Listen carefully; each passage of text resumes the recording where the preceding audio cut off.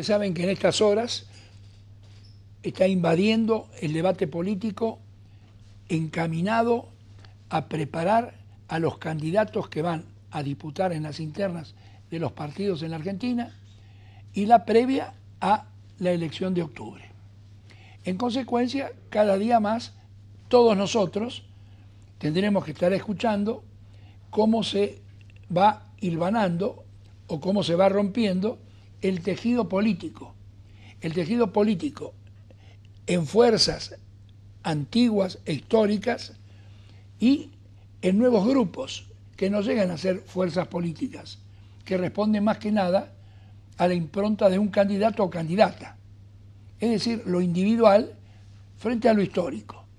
Y la sociedad, naturalmente, frente a esta era de modernismo para todo, también quiere gente que tenga criterio moderno, no tanto en edad, sobre todo en ideas, pero modernidad para que conduzca al entendimiento con otros. Este es el punto. Se puede tener cualquier edad y estar peleándose con todos y no acertar con nadie. Y se puede tener la madurez suficiente a los para acercarse a entenderse con los adversarios. Este es el punto de inflexión de Argentina. Uno de las personas que trabaja en la línea de acercar a los argentinos es Sergio Sinay.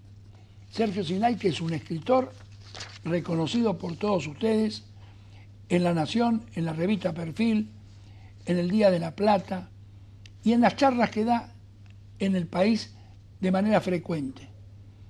Bien, Sergio Sinay vive escribiendo sus libros, muchos, y está presentando en estos días La aceptación en un tiempo de intolerancia. Convengamos que estamos en un tiempo de intolerancia. No tenemos que recordar los meses de marzo y de abril y parte de mayo. Hay intolerancia, semanas más, semanas menos.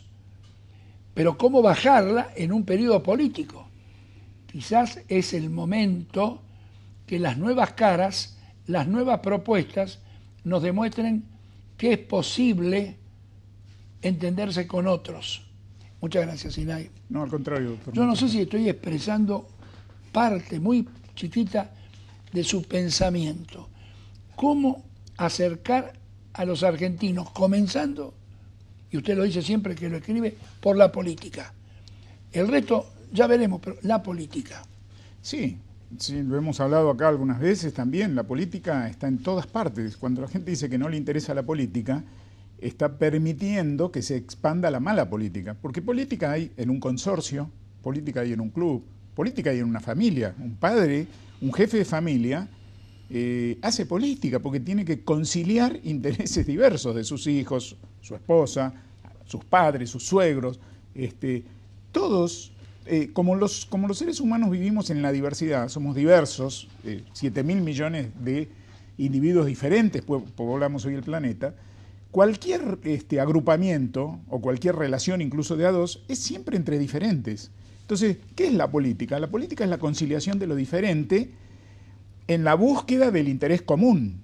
¿Cuál es el punto en común que hay en lo diferente sin borrar la diferencia? Porque la intolerancia, ¿dónde nace? La intolerancia nace cuando algún grupo, algún individuo creen que la única forma de convivencia posible es si pensamos igual, si miramos distintos, si nos ponemos todos los anteojos del mismo color y todos vemos la realidad del mundo y al otro de un único color. Ahí nace la intolerancia, porque el que no lleva ese anteojo, el que no mira ese color, es expulsado, pasa al grupo de los otros, ¿no?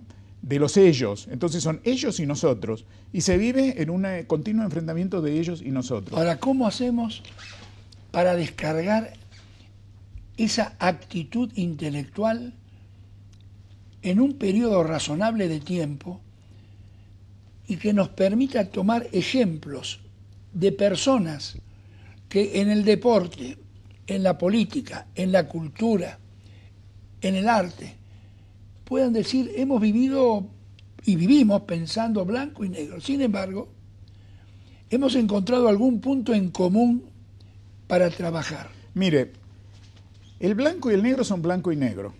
Si uno quiere un mundo negro, va a tener un mundo solo negro, o blanco, solo blanco. ¿Cuál es el color más rico? No es ni el blanco ni el negro, es el gris, con toda la mala prensa que pueda tener el gris. Pero si usted tiene negro en esta punta y blanco en esta punta, en todo este espacio que va entre el blanco y el negro, usted tiene una enorme gama de grises. El gris es riquísimo. Y el gris se hace de blancos y negros, de porcentajes de blanco y negro. No es posible, digamos, solucionar una disputa de ningún tipo, ni conyugal, ni familiar, ni política, ni nada, si no se contempla por lo menos un mínimo porcentaje de la razón del otro. Es decir, si en el negro no entra, aunque más no sea, un 2% de blanco, del blanco no se puede hacer gris y nos perdemos el color más rico. Esto vale en la política también. Ahora, estamos en que hay que conciliar ideas, sí, pero a su vez lo que hay que llegar es a conciliar acciones.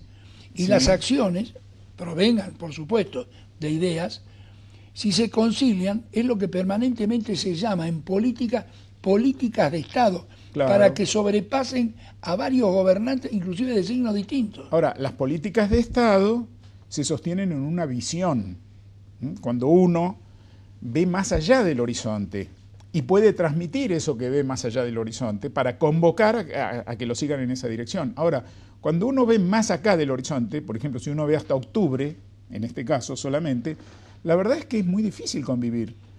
Y en la Argentina yo creo que tenemos un problema, que acá en realidad se gobierna para ganar elecciones, no se gobierna para formular políticas trascendentes. Porque como una vez que termine esta elección de octubre, que vamos a estar a finales del 17, empiezan las elecciones del 19, que son presidenciales, que por lo tanto van a ser, digamos, los enfrentamientos probablemente, si se sigue el modelo argentino, van a ser todavía mucho más pronunciados. Y entonces, ¿cuándo se discute el destino colectivo? ¿Cuándo se discute una visión convocante, una visión que vaya más allá de nosotros, los que hoy estamos, de nuestros hijos e incluso de nuestros nietos? Que nos permita decir, somos diferentes, pensamos diferente en muchas cosas, pero tenemos ciertos puntos de acuerdo que son sólidos y que nos permiten trascender, ir más allá del momento actual y decir, estamos construyendo algo de lo que quizás no seremos parte, pero estamos siendo parte porque empezamos la construcción. No, esto necesita... Ahora, si uno gobierna mirando encuestas solamente, o si uno se pretende como candidato de oposición o lo que sea, mirando encuestas, va a ser muy miope su mirada, muy de corto plazo, va a mirar solo la encuesta. Y hay un problema con las encuestas, que las encuestas no reflejan el pensamiento reflexivo. Las encuestas reflejan lo emocional solamente. Y la verdad es que entonces lo que guía todo esto son las emociones. Y las emociones, cuando no están gobernadas por la razón, cuando no están gestionadas por la razón, lo que producen son enfrentamientos permanentes. Y entonces así se hace difícil convivir. Ahora, yendo a la pregunta que usted decía del libro, ¿podemos convivir? La verdad, si los seres humanos no pudiéramos convivir, la humanidad se hubiera terminado en el comienzo mismo de ella. Si hoy estamos nosotros charlando aquí, es porque la humanidad sobrevivió a sus momentos iniciales a partir de la solidaridad, a partir de la cooperación, a partir de la noción de que sin el otro yo no puedo existir. Con un tendal de muertos impresionante. Por supuesto, pero no ganaron, claro, pero siempre hubo... Yo creo que los que creyeron que se puede convivir y que trabajaron para convivir siempre fueron una minoría. Pero ha sido la minoría que mantuvo andando a la humanidad. A la humanidad. La mantuvo y que la sigue manteniendo en marcha, ¿no? Usted a veces en algunos temas escucha en los medios de comunicación y en lo que se escribe, radio, televisión, diarios, que se habla de en tal punto tratar de mantener una política. Uh-huh. El que lo dice, una política de Estado, el que lo dice, normalmente no es el que tiene que poner la firma para llevar esa política adelante. En épocas preeleccionarias, las promesas conducen todo a lo mismo. Pero luego de cumplida la elección, el momento electoral, es como que se borra todo. se borra todo y aquello que se hablaba de acercar comienza a estar otra vez disperso.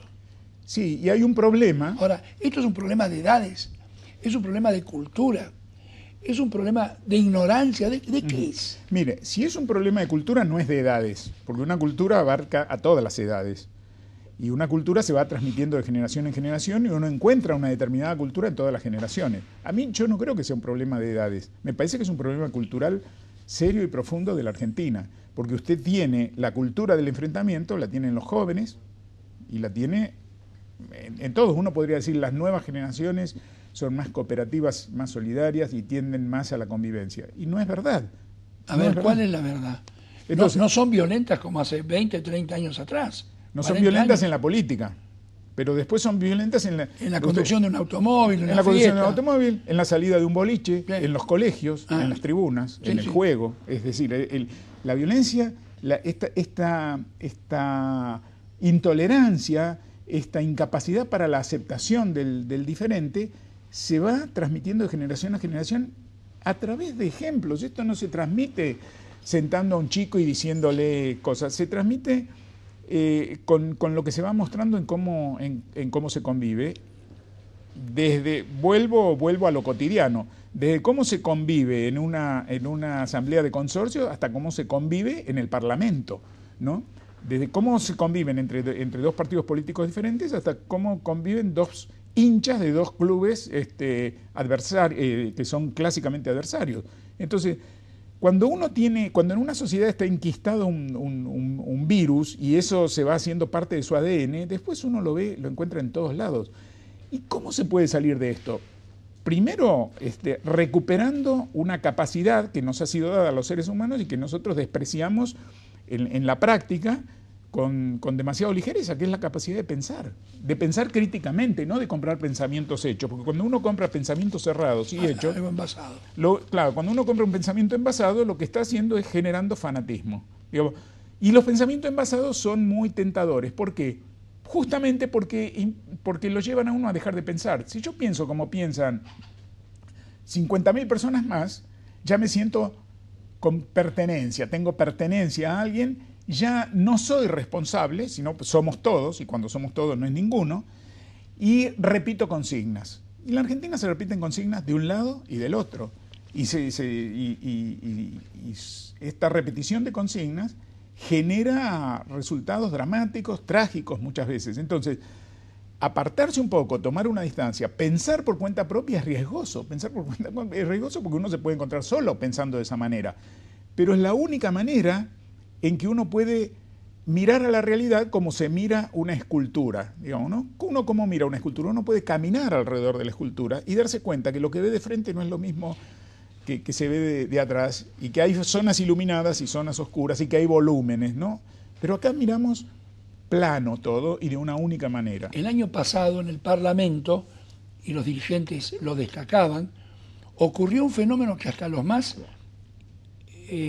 discutidores, los más gritones, decían que el Parlamento argentino había entrado en una vía con una nueva generación de personas, muchos jóvenes por supuesto, que había entendimientos, que había acuerdos, bueno, y se sacaron muchas leyes.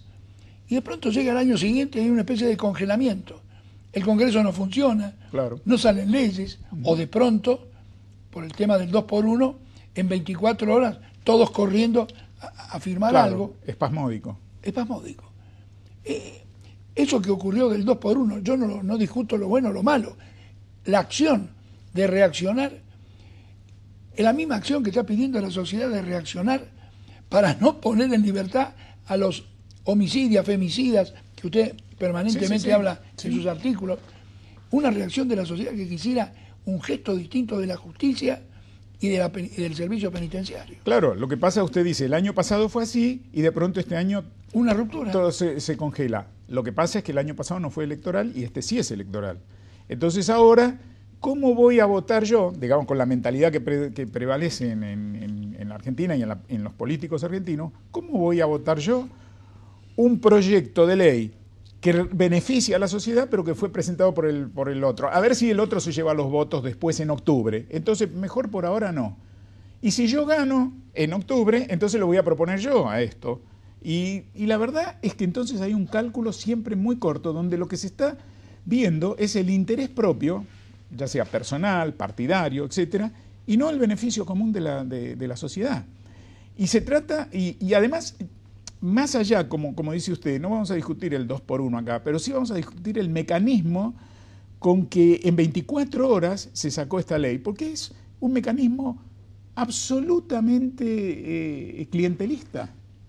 Entonces, si mucha gente grita muy fuerte, entonces, y se miran las encuestas de inmediata a ver si ese grito repercute en encuestas, entonces vamos a tomar una decisión. Pero si no, lo dejamos pasar. Una decisión relámpago. Una decisión relámpago. Hace tiempo que no había una cosa así, ¿no? Sí. ¿Usted recuerda? Yo hace muchos años que no había un procedimiento de esta naturaleza. No, pero entonces quiere decir que esto no es producto de una reflexión, no es producto de una toma de conciencia, no es producto de un acuerdo profundo. Esto es producto, es espasmódico, es producto de una conveniencia inmediata. Vamos a sacar esta ley porque si no nos van a cortar la cabeza a todos y si no vamos a perder las elecciones. Saquemos esta ley. No es una manera de construir futuro. Esto es una manera de parchar el presente, pero no de construir el futuro. Usted que anda por el país y habla en distintos lugares y ya tiene, ahí le escuché hace un momento, hablando con la producción de los viajes que va a hacer al interior, ¿cómo ve usted, y perdón, este sector que me interesa mucho, la gente joven, a sus charlas, en los pueblos donde usted va, ¿hay un número importante de jóvenes o son de mediana edad para arriba? No, hay jóvenes. Y le voy a contar una experiencia que tuve hace 2 semanas en Comodoro Rivadavia, donde fui a dar 3 charlas en un colegio, una escuela técnica, la escuela técnica 770. Di una charla para chicos de 11 a 14 años. Di otra charla para los chicos de 15 a 17. El ciclo inferior y ciclo superior le llaman allá. Del secundario. Del secundario.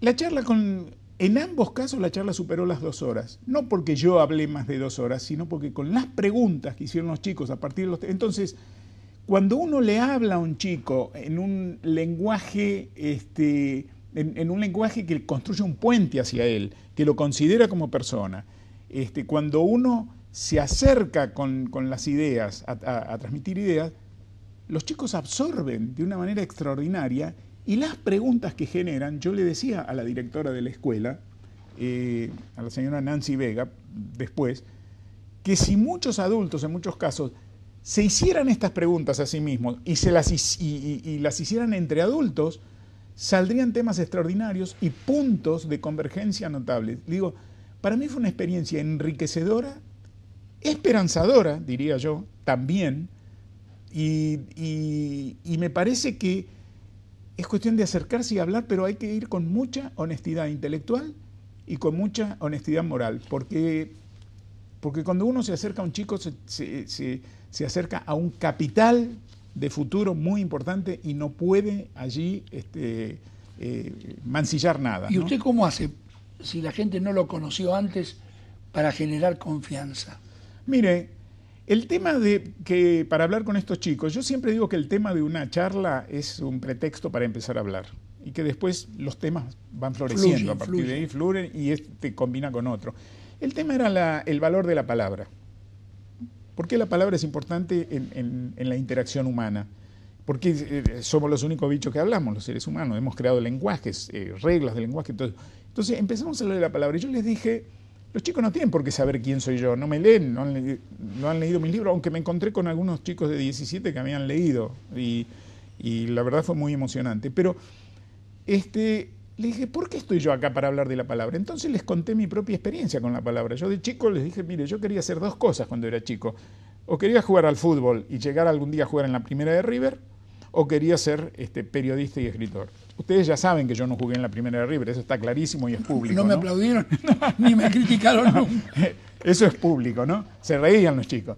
Le digo, pero lo otro sí lo puedo hacer. Y fue no fue fácil, porque mis padres decían que esa no era una carrera, que uno tiene que estudiar una carrera donde le den un diploma, escribir no es una carrera, bueno.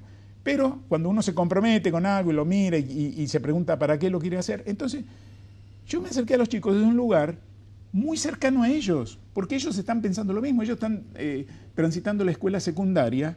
Todavía tienen que definir qué van a hacer. Tienen que definir qué van a hacer y están sintiendo ya algunas presiones, sobre todo los más grandes, del mundo adulto, que le dicen, bueno, ¿y qué vas a hacer?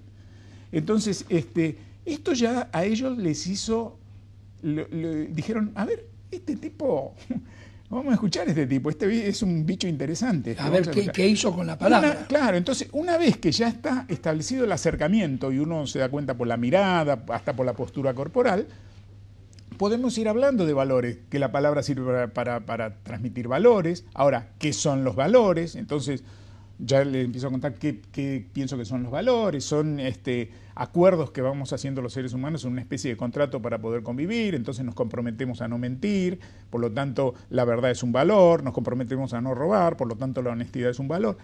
Y hay formas muy sencillas de ir explicando. Y entonces empiezan a interrumpirlo y empiezan a preguntar y empiezan a...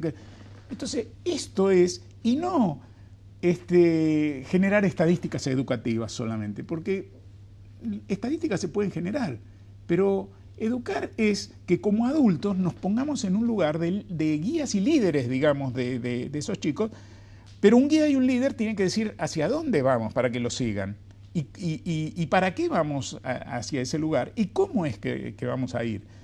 Y esto, la verdad, que es trabajar para el futuro, en realidad. Pero bueno, exige quizás dejar de mirar el cortoplacismo de una manera tan grosera como se ve a veces. El joven probablemente no conozca la minucia del día a día. Uh-huh. Y los adultos en la Argentina seguimos muy pegados al pasado, especialmente a las décadas de allá y de acá. Y yo creo que para muchos adultos sí, y otros adultos, yo creo que hay muchos adultos anónimos, que no son los que más ruido hacen en ningún lugar, ni en la política, ni en las calles, ni en la manera de conducir los autos, como usted decía antes, ni en el comportamiento en las tribunas, ni eso, pero que hay muchos adultos que son como reservorios. Insisto, no es una mayoría, pues si no, no estaríamos hablando de esto. Pero existen, y como todo reservorio es importante buscarlo, conservarlo, honrarlo y permitirle salir. Si uno encuentra un reservorio de petróleo, tiene que convertir eso en combustible. Y a esos adultos que viven con valores, que están dispuestos a trabajar por un futuro, aunque no vayan a vivir en ese futuro, también hay que convertirlos en combustible, porque son un reservorio de ejemplos, son un reservorio de palabras, son un reservorio de historias vividas. ¿Usted cree que lo que viene viendo en este último tiempo, no voy a hablar de 4 o 5 años atrás, sí, era otro momento, estos últimos 2 años, año y medio, ¿usted ve que hay un cambio en las charlas que usted da o sigue siendo la misma la actitud de la gente? ¿Más inquieta, menos inquieta? Hay una... No. Hay una cierta... ¿cómo le puedo decir? El gobierno dice permanentemente, el país está pendiente de la esperanza. Eso es lo que le pregunto a usted. A mí me parece que en mucha gente lo que hay, por lo menos, menor belicosidad en algunas personas. Otros siguen siendo fanáticos de un lado y del otro, ¿no? Y bueno, con el fanático es muy difícil. No importa fanático de qué, porque el fanatismo es una matriz. Después se viste de un color o de otro, pero es una matriz. Hay mucha gente que no, que está como más abierta a dialogar. Ahora, la esperanza es otra cosa. Yo creo que desde el gobierno confunden optimismo con esperanza. Y creo que aquí hemos hablado la otra vez que yo vine, yo decía, el optimista no cree que haya que hacer nada, porque total todo va a ir bien. El esperanzado dice, no estamos bien, pero yo tengo la esperanza y estoy dispuesto a trabajar por esa esperanza. A mí me parece que desde el gobierno se mandan más mensajes de optimismo que de esperanza. Y en alguna gente se trabaja por la esperanza. Algunas personas trabajan por la esperanza. La aceptación en un tiempo de intolerancia. ¿Podemos convivir? Sergio, que tenga mucho éxito. Lo voy a empezar a leer este fin de semana. Le estoy muy agradecido. Y que usted siga con sus charlas en el país y sus exposiciones públicas por todos los medios, con el éxito que tuvo siempre. Bueno, muchísimas gracias, y muchísimas gracias a usted como siempre por este espacio de reflexión que se agradece, porque los vamos a invitar, son fogatas en la noche oscura, así que muchas gracias. Que nos acompañe. Muchas gracias. Director, un momento y ya regresamos.